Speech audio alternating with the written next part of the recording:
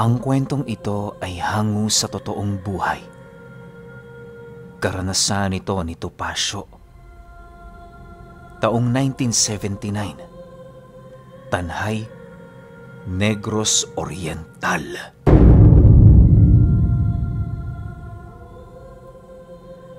Itong mga panahong ito, kasalukuyang nasa ilalim ng puder ng kanyang lolo itong si Topacio.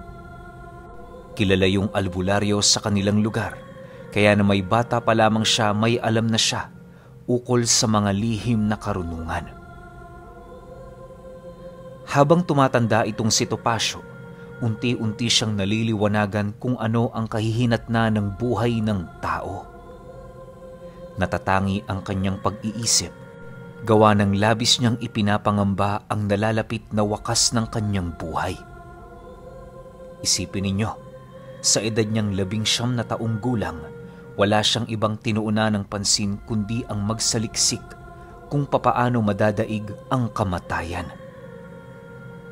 Hindi na rin siya nagkaroon pa ng interes sa pag-aaral, gawa ng para sa kanya, isa lamang yung aksaya ng panahon. Bagaman paulit-ulit siyang pinapaalalahanan ng kanyang lolo tungkol sa bagay na yon, hindi pa rin siya nakikinig. Sa bawat araw na dumaraan, nabubuhay siya sa isang bangungot na balang araw, mawawala din siya sa mundong ibabaw. Topacio, ang buhay may katapusan. Huwag kang mangamba sapagkat dito sa lupa, tayo'y mga manlalakbay lamang. Ano bang ikinakabahala mo kung mamamatay ka? Tanong ng kanyang lolo. Wala naman, Lo. Ang sa akin lang, ayaw kong mawala dito. Hindi ko maisip kung anong sakit at hirap na mararanasan ko kapag namatay ako. Sagot naman ni Topacio. Nang marinig ito ng matanda, agad naman yung lumapit sa kanya para mahagkan siya. Ipinaramdam nitong hindi siya nag-iisa at wala siyang dapat ipangamba. Sa paglipas pa ng mga buwan, nagpatuloy ang kanyang pananaliksik ng lihim na karunungan. Wala naman yung problema sa matanda, gawa ng siya na ang nakatadhana para maging tagapaghalili nito. Subalit lingid sa kaalaman ng matandang albularyo, iba ang pamamaraan ng pananaliksik nitong si Topacio. Dahil sa abala ito sa kanyang mga pasyente, kung kaya't aminado itong hindi niya nabibigyang pansin ng binatilyo. Nagulat na lamang siya noong sumapit ang isang araw, nagpasya ang binata na umalis sa kanyang puder. Sa kasamaang palad, wala siyang sapat na kakayahan para yon ay pigilan sa kadahilanang ipinaliwanag nito ng seryoso sa kanya kung bakit nito gagawin ang bagay na yon. Umalis si Topacio sa poder ng kanyang lolo matapos niyang makuha ang halos kabuuan ng karunungan nito. Lumipat siya sa ibang lugar sa pagbabakasakaling doon niya mas lalong mapapalawak ang kanyang karunungang mapagtagumpayan, ang kamatayan. Buong buhay niya yun lamang ang kanyang pinagtuunan ng pansin sa kabila ng kanyang talento sa panggagamot. Isang araw, habang nakatitig siya sa langit at malalim ang iniisip, merong pumasok sa bakuran na kanyang tinutuluyang bahay na isang matandang may talukbong na kulay itim na tela.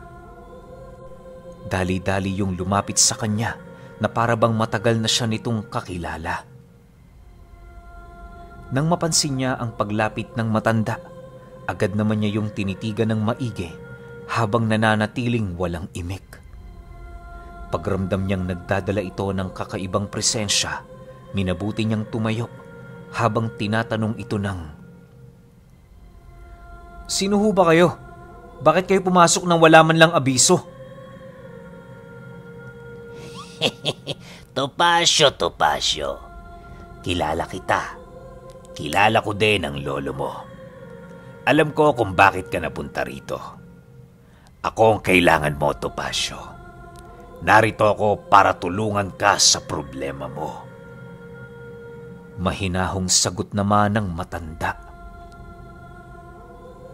Kasabay ng pagwika nito, ay siya namang pagsilay niya sa matatalas nitong mga kuko sa kamay na nangingitim. Dahil sa sinabi nito, minabuti niyang makinig sa sasabihin ng misteryosong panauhin. Bagaman alam niyang masama ang presensya ng lihim nitong karunungan, nagpasya siyang bigyan niyo ng pagkakataon para mailahad ang mga bagay na nais nitong ipaalam. Kampante naman siya noon kahit papaano, gawa ng nakahanda na ang kanyang mga usal kung sakali mang mag-iba ang simoy ng hangin sa kanyang tahanan. Sa pagpapatuloy ng kanilang pag-uusap, doon inilahad ng matanda ang tungkol sa pamamaraan upang madaig ang kamatayan. Ayon dito, isa na siya sa sumubok ng ganoong bagay at maging siya mismo isang buhay na patunay ng mga ritual na kanyang ginawa. Maniwala kayo o hindi, ang taong kausap noon ni Topacio, 100 taon nang nabubuhay sa mundo. Sa edad niyang yon, nakakaya niya pang maglakad ng malayo maging ang tumakbo. Wala ding kahit isang ngipin ang nalagas sa kanyang bunganga na siya namang labis na nakapagtataka. Maliban pa dyan, nakakaya pa din ng matandang yon ang umakyat ng mga puno na walang kahit na anong diferensyang iniinda.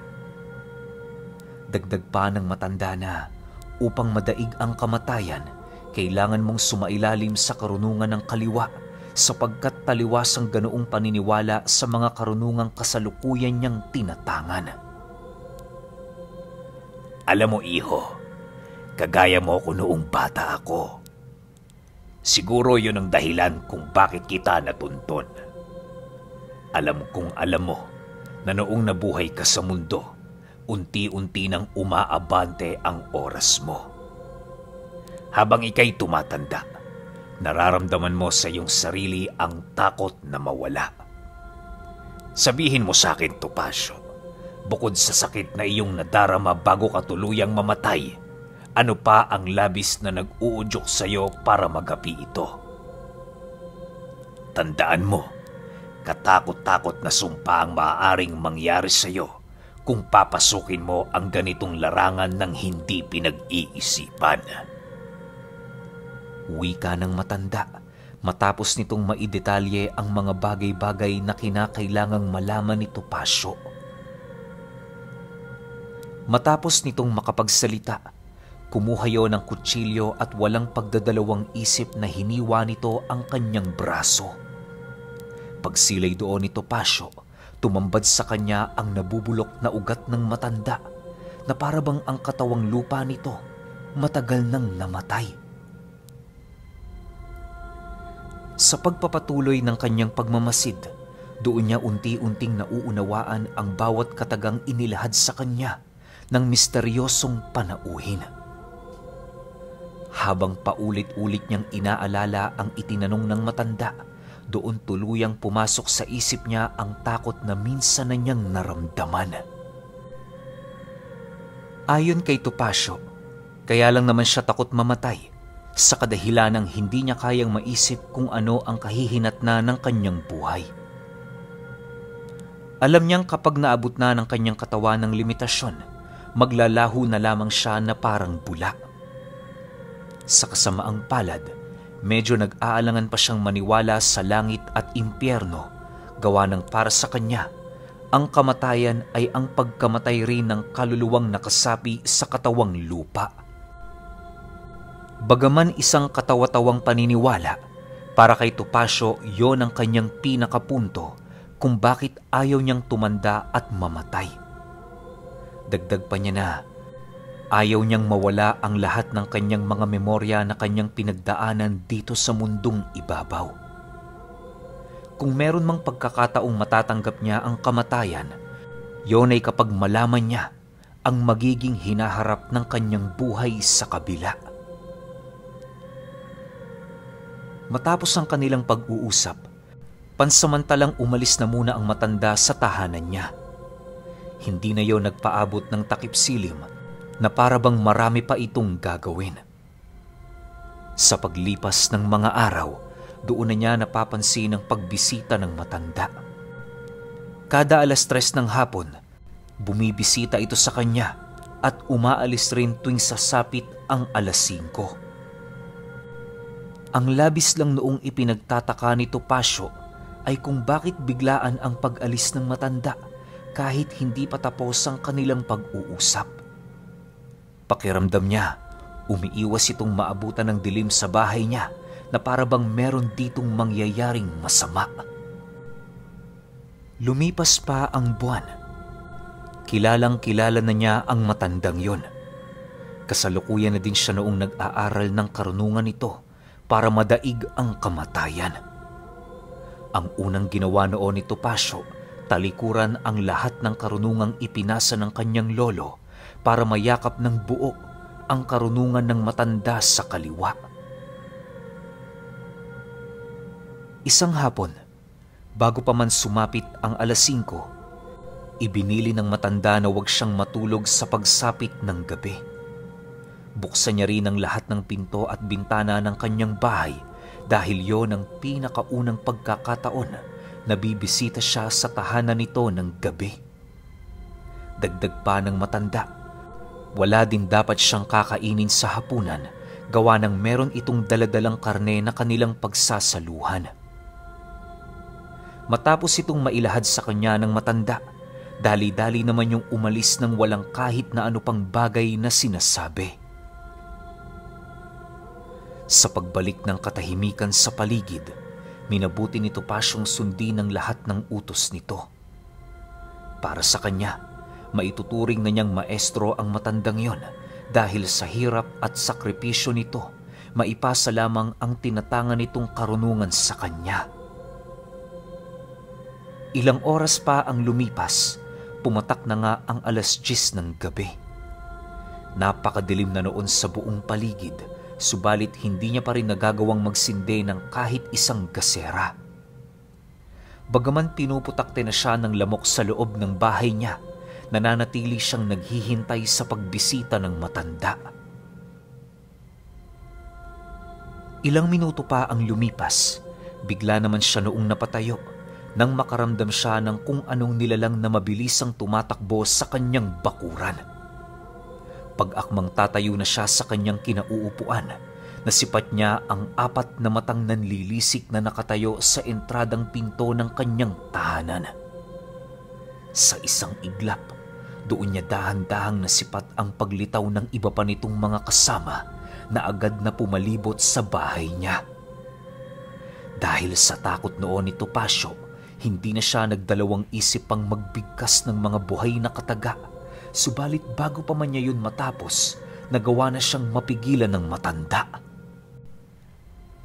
Kumalma ka, iho. Mga tagasunod kong mga yan. Nga pala, ito ang pangkat na naninilbihan sa ilalim ng aking pamamahala. Ang kansila ng mga abwak, mga uri ng aswang na masunurin sa kanilang Panginoon. Kaya ko sila isinama upang maipakita ko sa iyo na hindi lang ako nag-iisa. Wika ng matanda habang dahan-dahang pumapasok. Matapos itong marinig ni Topacio, dali-dali naman niyang sinindihan ang hawak niyang gasera at kasabay nito ang pagbungad sa kanya ng mga taong hubot-hubad na dahan-dahang nagpapalit ng anyo. Pagsilay niyang ordinaryo na ang mga nilalang na yon, binigay niya yon ng damit para naman kahit papaano hindi siya mailang sa mga ito. Nang medyo kumalma na ang tensyon sa paligid, sinara na niya ang lahat ng bintana at pinto na nakabukas.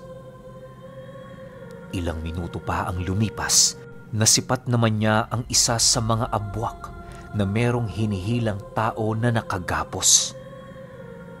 Dahil sa kanyang nakita, agad naman siyang napatayo sabay tanong sa matanda kung ano ang ginagawa nila sa taong yon. Bakit nila yun dala at ano ang kanilang gagawin doon? Nang marinig naman ng matanda ang kanyang sinabi, tumawa lang naman ito habang iniaabot ang taong nagpupumiglas. Paglapit ng abwak sa matanda, pinahiga nito sa sahig si Topacio, sabay wika ng, "Gusto mong magkaroon ng walang kamatayang buhay, hindi ba? Pwes, ito na ang unang hakbang para makamit ito. Sumunod ka sapagkat ginagawa ko ang bagay na ito para tuparin ang pangarap mo." Dahil sa sinabi ng matanda, hindi naman niya maiwasang mag-alangan. Para sa kanya, hindi katanggap-tanggap ang bagay na yon, lalo pat dugo na ng tao ang pinag-uusapan. Subalit bago pa man siya makapumiglas, mabilisan siyang nahawakan ng mga abwak sa paligid. Sapilitan siya nitong pinahiga sa sahig na kinaroroonan ng matanda, at kasabay nito ang pagsilay niya sa matatalas nitong kuko na dahan-dahang itinatarak sa leeg ng tao. Matapos yung gawin ng matanda, umagos mula sa kuko nito ang napakaraming dugo na siyang mabilisang pumasok sa kanyang bunganga. Hindi na niya nalabanan pa ang prosesong yon sa kadahilan ng tinakpan ng mga abwak ang kanyang ilong. Iisa lang ang paraan para siya ay makahinga, at yun ay ang inumin ng lahat ng dugo na pumapasok sa bunganga niya. Ilang minuto pa ang lumipas, tuluyan ng nalagutan ng hininga ang taong kinuhanan ng dugo ng matanda. Akala ni Topacio tapos na ang pagpapahirap sa kanya, pero nagkamali siya. Matapos kasing may alis sa itaas niya ang walang buhay na katawan ng tao, paisa-isa namang lumapit ang mga abwak sa kanya para salinan siya ng laway ng mga ito. Ayon kay Topacio, sobra-sobrang pandidiri sa kanyang sarili ang nararamdaman niya noong mga oras na yon, gawa ng ramdam niya sa mga laway ng mga aswang, ang iilan sa mga likidong animoy matigas at sobrang baho. Matapos ang pangyayaring yon, doon pa lamang siya binitawan ng mga abwak na nakahawak sa kanya. Pagtayo niya mula sa kanyang pagkakahiga, ramdam niya ang labis na pagkahilo at ang pag-ikot ng kanyang paningin.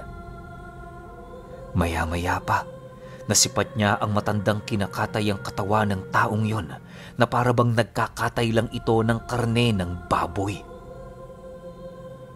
"Lumapit ka rito, Topacio. Malapit nang matapos ang ritual na ito. Sumunod ka lang. Ipinapangako ko sa iyo, wala sa iyong mangyayaring masama. Huwag mo nang tangkaing itigil pa ang prosesong ating ginagawa, sapagkat mas mapapadali lamang nito ang iyong buhay. Tandaan mo, Topacio, magmula ngayong gabing ito, tinalikuran ka na ng Panginoon. Ikaw na ay ganap na isang demonyo katulad ko. Pero hindi naman yung problema para sa iyo, sapagkat ito din ang pinapangarap mo, hindi ba?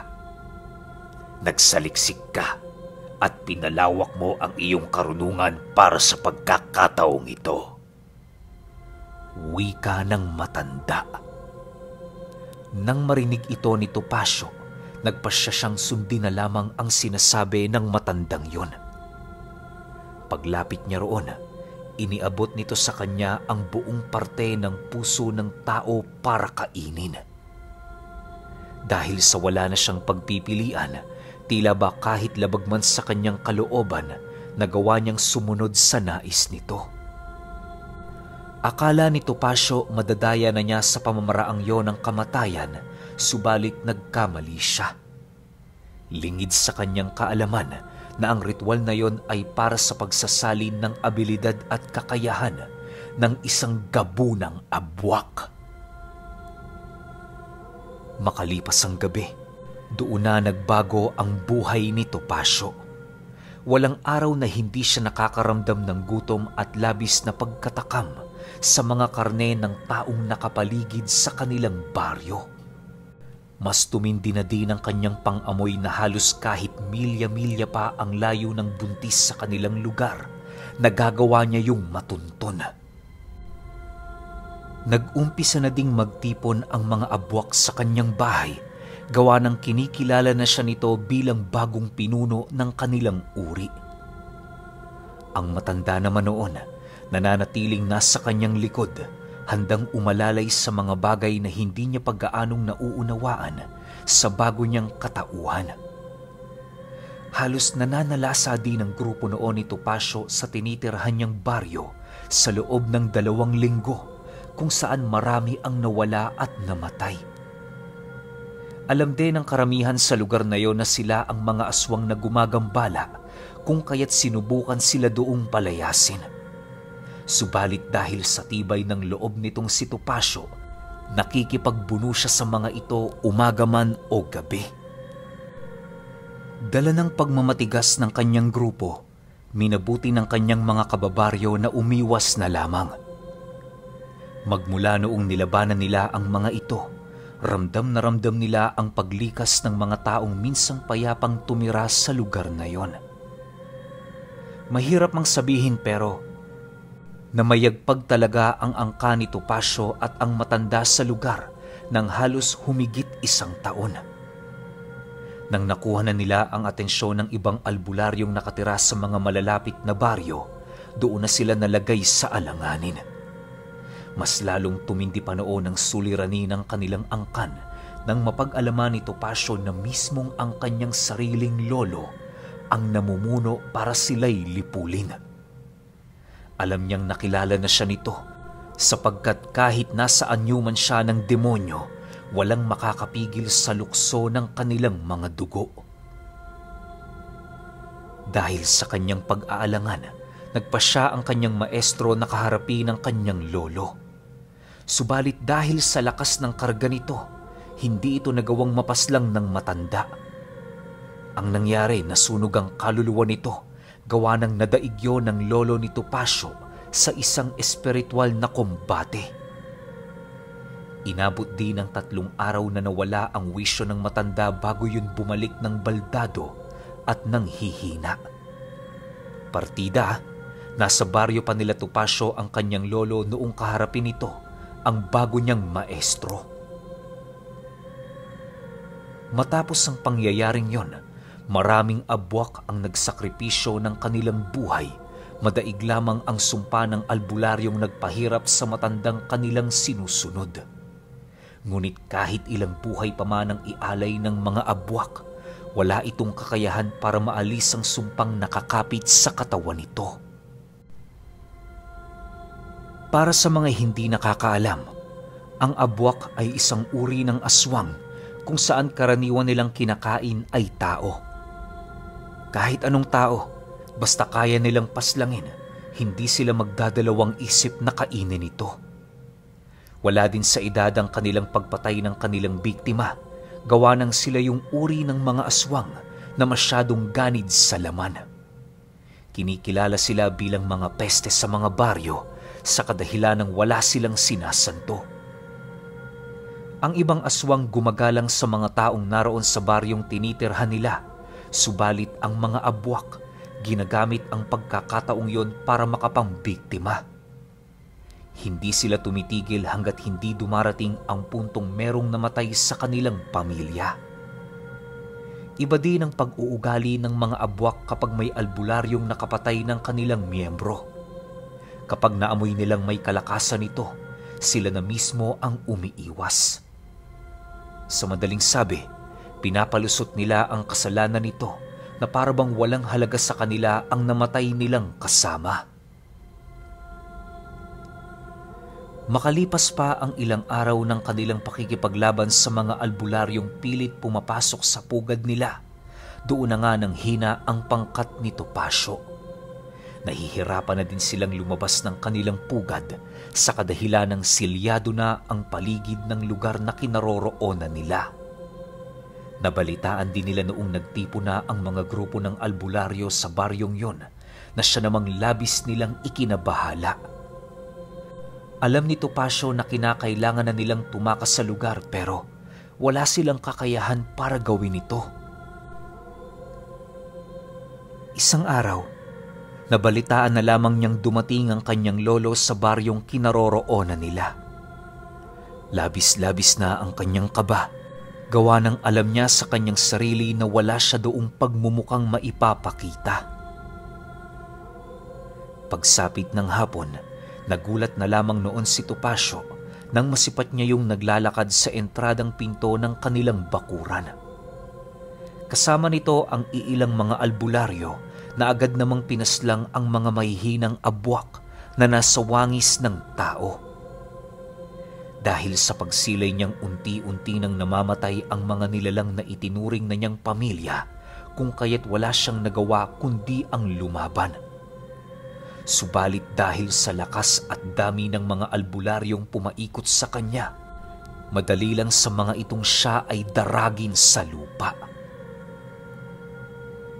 Nabulag ka, Apo. Sino man ang gumawa sa iyo nito, hinding-hindi ko mapapatawad. Wika ng kanyang lolo paglapit nito sa kanyang kinaroroonan. Matapos niyang marinig ang sinabi nito, doon na siya dahan-dahang nagpalit anyo.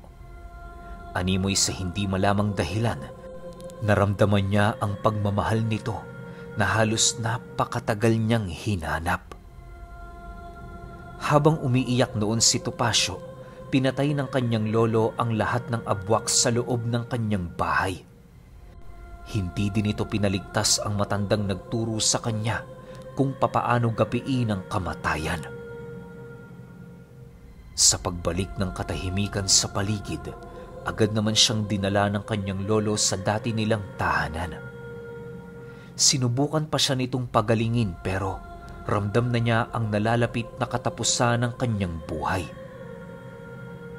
Upang malaman ng matanda ang nangyari sa kanya, nagpasya siyang ilahad dito ang tungkol sa kanyang istorya at lahat-lahat ng kanyang mga pinagdaanan noong mga panahong nag-aaral siya kung papaano gapiin si kamatayan.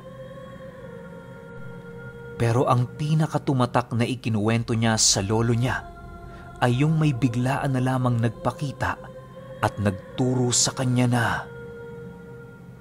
gabunang abwak na dinaya si kamatayan.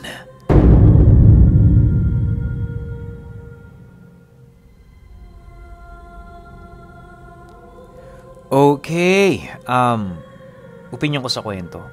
Parang marami na yata akong kwento tungkol dito sa mga abwak. Di ko lang matandaan kung marami na ba o merong iilan o meron akong mga napakinggan na tungkol sa mga abwak. Kasi parang sariwa sa akin na narinig ko na itong mga abwak pala nananalasa kahit mga kapitbahay nila. Ibig sabihin ganun kademonyo tong mga aswang na to. Kasi wala nga silang sinasanto, di ba? Parang ang turing sa kanila salot sa baryo. No, yun yung tingin ko sa mga abwak tapos ang lumapit pa rito kay Topacio gabunang abwak. Ibig sabihin, sobrang lawak na ng kaalaman nito pagdating sa pagiging isang aswang o pagiging abwak. Isipin nyo, nadaya niya nga si kamatayan Sobrang tanda na tapos ang lakas niya pa, kumpleto pa ang ngipin, di ba? Sinong hindi magtataka na sobrang tindi ng tinatangan nitong Mutsaba o Bertud. Pero yun nga, kahit anong lakas mo, kahit anong daya mo kay kamatayan, pag nakatapat mo na talaga yung papatay sa'yo, wala kang magagawa. Kasi tingnan nyo, namatay rin yung matanda Sabihin na natin na sali niya kay Topacio, yung pagiging gabunang abwak niya na para hindi siya mamatay. Pero hindi pa rin kasi maski si Topacio, di ba? Wala alam nating mamamatay rin siya Kaya habang buhay pa siya, kinuwento niya sa lolo niya lahat ng naging karanasan niya. Nung siguro mga ilang buwan lang siyang naging gabunang abwak tapos wala rin, patay din. Siguro kung hindi naghangad to si Topacio, tapos sinunod niya lang lahat ng turo ng lolo niya, hindi siya nagmarunong, malamang sa malamang masahaba pa yung buhay niya. Kaso nga lang, takot na takot talaga siya kay kamatayan. Takot na takot siyang mamatay na hindi naman niya mapaliwanag kung bakit. Diba? Yun lang yung napansin ko sa kwento. Pero kayo, kung may opinion kayo sa kwentong ito, i-comment nyo lang sa baba. Yun lang. Hanggang sa susunod na kwento. Salamat.